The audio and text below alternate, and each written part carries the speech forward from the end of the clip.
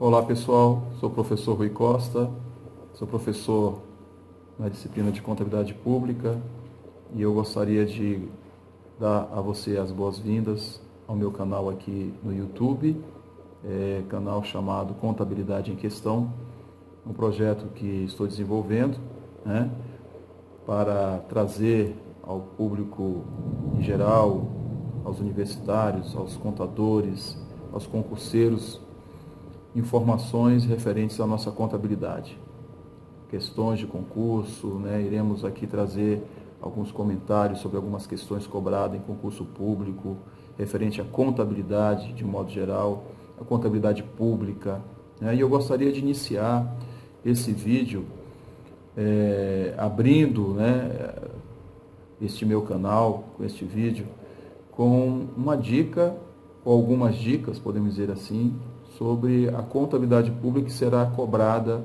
no exame de suficiência do CRC, ok? Então, certamente, essas dicas irão trazer bons resultados, irão trazer à memória alguns assuntos que vocês viram na graduação, né? Sabemos que a contabilidade pública ela vem mudando ao longo dos anos, de tempo para cá, de 2008 para cá, com o surgimento das normas brasileiras de contabilidade aplicada ao setor público, mudando alguns aspectos da nossa contabilidade pública. Mas eu gostaria de, primeiramente, antes de nós começarmos com algumas dicas, dizer que a contabilidade pública tem sido cobrada no exame de suficiência de 3 a 4 questões. Então, essas de 3 a 4 questões são questões que realmente têm uma certa relevância no exame de suficiência. De repente, uma que você perca te tira do certame, né? Te tira ali de poder ter acesso ao teu registro no Conselho de Contabilidade. Mas eu gostaria de falar para você a respeito da contabilidade pública, primeiramente com relação às normas brasileiras, porque são 11 normas e essas normas são cobradas continuamente nesses exames, né? Norma Brasileira de Contabilidade número 1 ao 11, encerrou-se por enquanto com as normas relacionadas aos custos, que é algo que tem sido cobrado no setor público, mas eu gostaria que você, nessas normas, desse uma revisada, desse uma lida da norma 1 à norma 11, porque tem aspectos ali que são constantemente cobrados em concurso público. Por exemplo, a questão de conceitos, objeto, objetivo da contabilidade, função social, a questão relacionada ao campo de aplicação, a abrangência da contabilidade pública, são aspectos que são cobrados nos exames de suficiência. Não se esqueça que a contabilidade pública ou a contabilidade aplicada ao setor público, ela é um ramo da ciência contábil. Ela não é uma contabilidade à parte, né? Ela é um ramo que ela atende aos princípios de contabilidade, né? Os mesmos princípios que são utilizados lá na contabilidade privada são os mesmos da contabilidade pública, só que o enfoque agora é a parte pública, né? Então, não podemos esquecer esses detalhes, ok? Objeto, patrimônio público, objetivo, fornecer informações de natureza orçamentária, patrimonial, financeira, relacionadas ao patrimônio, as variações patrimoniais. E por falar em variações patrimoniais, é algo que também tem sido bastante cobrado, a questão das variações patrimoniais que são qualitativas, né, que são aquelas que não alteram a situação líquida do patrimônio.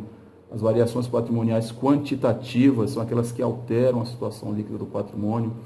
Então, esse aspecto também deve ser observado, porque essas normas brasileiras de contabilidade, elas vieram trazer um enfoque mais patrimonial para a contabilidade, né? Então, a questão relacionada à depreciação, reavaliação, impairment, né? A questão relacionada à amortização, ao intangível, tudo isso agora a contabilidade pública ela está abrangendo, né? Antigamente não se dava tanta ênfase, tanto valor ao aspecto patrimonial, mas hoje tem se dado esse valor ao aspecto patrimonial.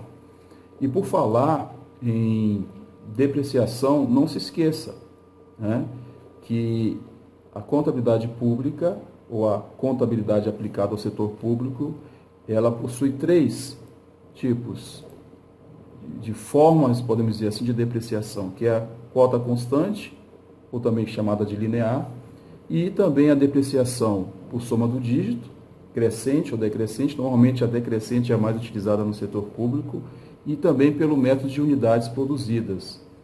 Lembrem-se, né, o valor contábil de um bem, ele é o valor da aquisição dele, mais os custos para se colocar ele em uso. Então, quando você for fazer a depreciação, lembre-se de fazer o cálculo do valor bruto contábil, né? Deduz-se o valor residual desse bem, se houver, né, algum valor residual. Às vezes tem questões que não trazem a questão do percentual de valor residual. Então, se houver o valor bruto contábil com o valor residual, você deduz um do outro e você acha o valor depreciável, né? E esse valor depreciável é o valor que você vai jogar o percentual de depreciação em cima. Por exemplo, se for 5 anos, 20% em cima do valor depreciável.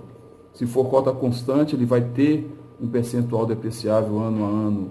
Se for soma dos dígitos, você vai ter que somar os anos da vida útil do bem, e essa soma vai te dar um indicador, e esse indicador, você vai, com base nele, você vai achar aquilo que vai ser depreciado no ano. Então, dê uma revisada na questão da depreciação, a unidade produzida também, é interessante você dar uma revisada, porque são questões que continuamente têm caído. Depreciação, todo ano cai alguma questão de depreciação referente à contabilidade pública ou contabilidade privada no exame de suficiência.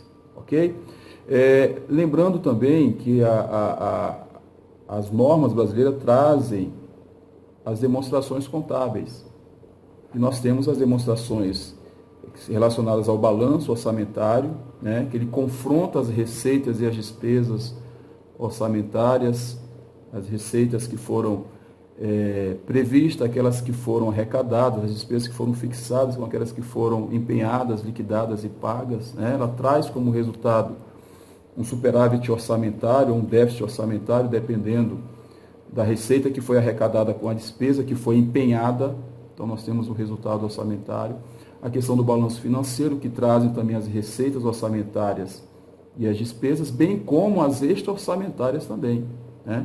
O fluxo de caixa, a questão da movimentação financeira, a DMPL, que ela é obrigatória somente para as empresas estatais dependentes.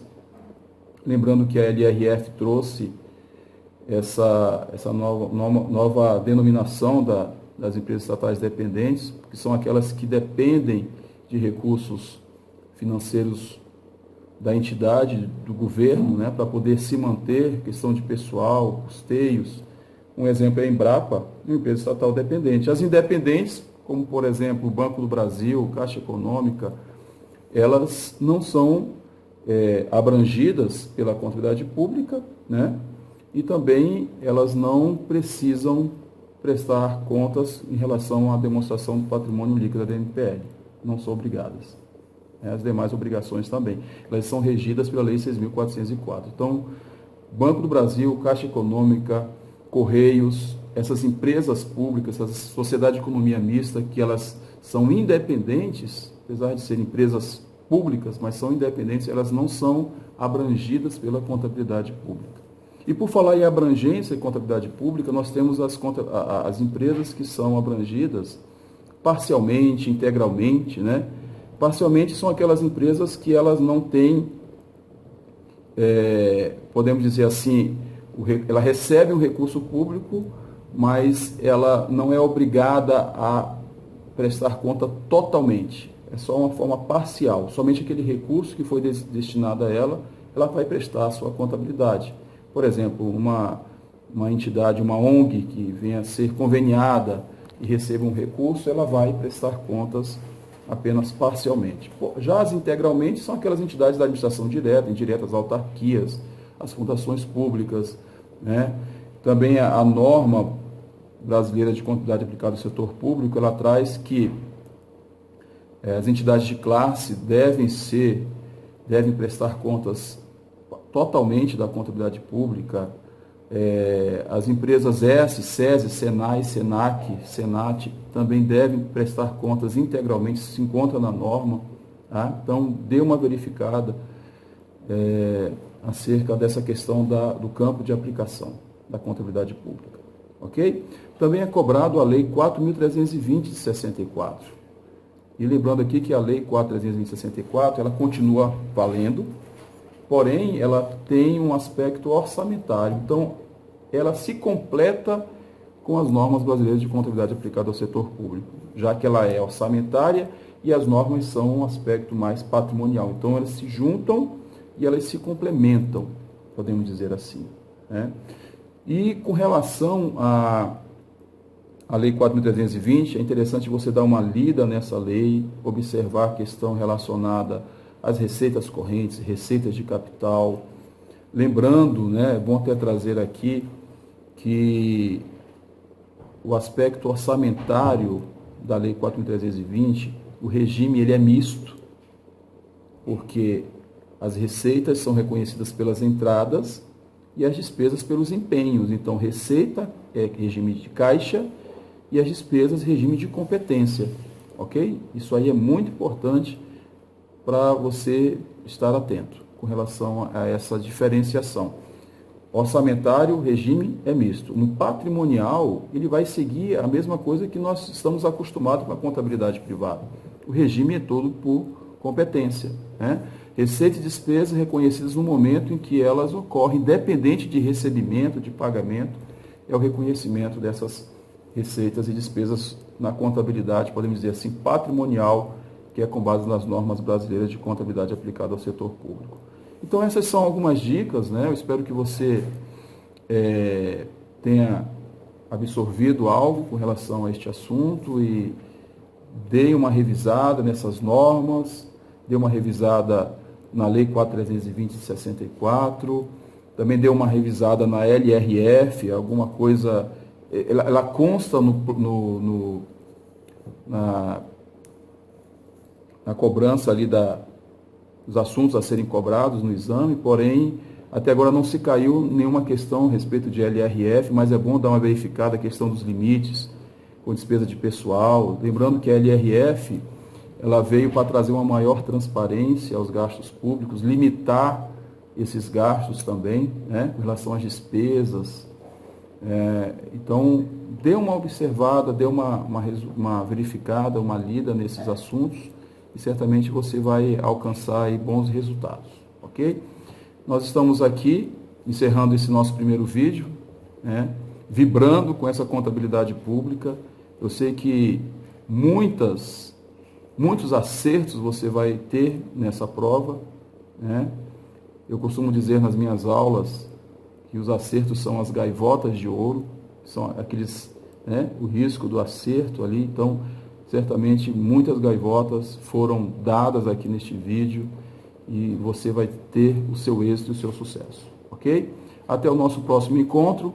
Vá lá na minha fanpage no Facebook, curta a minha página, fanpage, Contabilidade em Questão, e também se inscreva nesse canal do YouTube, porque teremos mais novidades. Um forte abraço para você e até o nosso próximo encontro. Tchau, tchau.